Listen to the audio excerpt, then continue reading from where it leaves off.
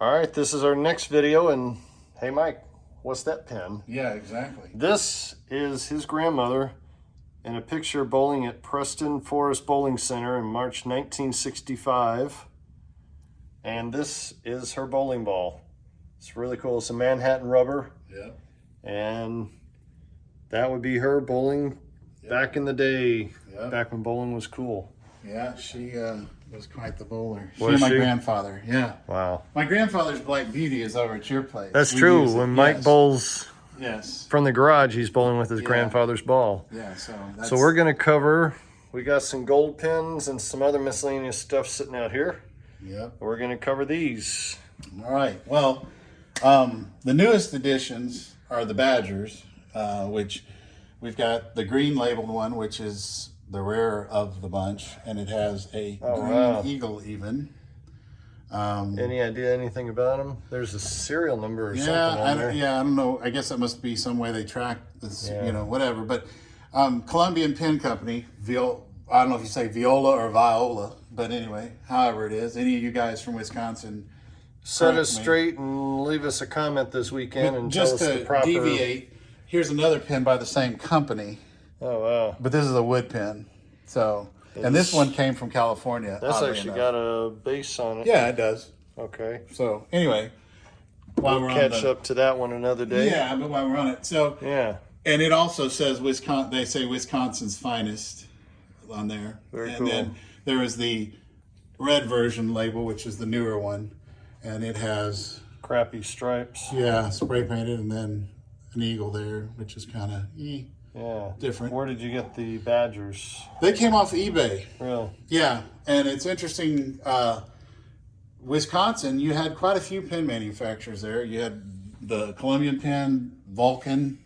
There are other ones. There's a Blackhawk pen that I have in there that's Fort Atkinson, Wisconsin. So there's several. The only major one was Vulcan. Of course, Vulcan made the Nile Tough Supreme, the Duramark, and then the Voltex 2, which this is their standard glow pen. Somebody dripped on it. Yeah, got a little bit of the inking machine. Yeah. And how old is that pen? Oh, it's probably from the late 90s, early 2000, because you know it still had the bow tie logo. That one's not in production anymore. No, they aren't. You know, Vulcan made Brunswick Maxes too, and it's so basically same pen but just a different, you know, label. But whatever decal they stamp on it. And I've got a red, you know, the non-glow version of this as well. Okay. But we'll get to that another time. Sure. Then you got the old gold pens. You got the PBA gold pen, the original that they came out with, and it has this on the back. It was a test pen. Oh, wow. They used them in the telecast for, I guess, a season. And so there's not very many of those. No, for a while Brunswick sold these. I probably bought three of them. Wow. You know? But anyway, that was that one. And then that morphed into we went to this version next. A little less fun. Yeah. And it has, you know, similar label, but a lot less color. And no test pin on the back. No, this was approved. This was permit 369. Are they the same weight as a regular pin? No, they're heavier. So they made them heavy. Okay. Yeah, deal with them. And we bowled on them in the garage bowling alley that day. That's true. We smacked them around pretty good. Yeah, we did.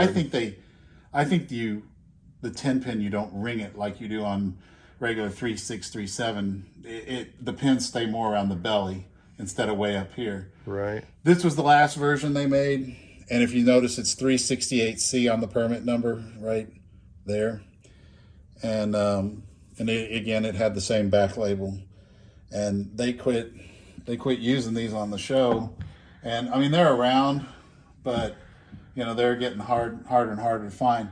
Yeah, Vulcan, we've got what 17 or 18 of them. Yeah, I think so. Yeah, Vulcan made these gold Voltexes.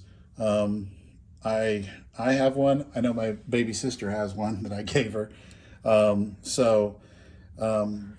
Surlyn, which I learned is clear. It's not pigmented. You have to pigment it. Okay. So that's why they can make them gold. They can make them silver. They can make them. Okay. They can make them. You know, the colored pins like the fluorescent yellow, orange, green, and magenta. Just pigment the coating. So yeah. So that's kind of what's going on with these guys that are just kind of out and about. So, what about the Grand Bowl? The Grand Bowl, that is an AMF made pin. Is a chain of bowling centers in Japan. Oh, wow. Yeah, and it has the USB-C logo on the back. From Japan. Well, yeah. It AMF made it. So it went to Japan, and it's been to Japan, and it's been back. So this pin actually, yeah, okay. It's been well traveled. It's well traveled. And then you've also got the AM Flash, which was a pin AMF made for their Asian or overseas market, Japan, China, and I got these. Hans Sommer got these for me, and I can't, I don't know if he had. I think a friend of his was selling some of them off, and I bought them. So they've been well traveled. So if they didn't come from Japan, they came from the Netherlands. So yeah, these pins have seen more of the world than I have. Very cool. Yeah, and then you've got a whole bunch of the AMF Eagles back there. Which you can kind of see. There's various versions of those. All right, we'll have to do a video on all those sometime. We'll have to catch up. With those. We got plenty of pins, as you notice, to do lots of videos. So, all right. Well, thanks for sharing those with us. No problem. And we'll do another video. All right. See you next time. See you next time.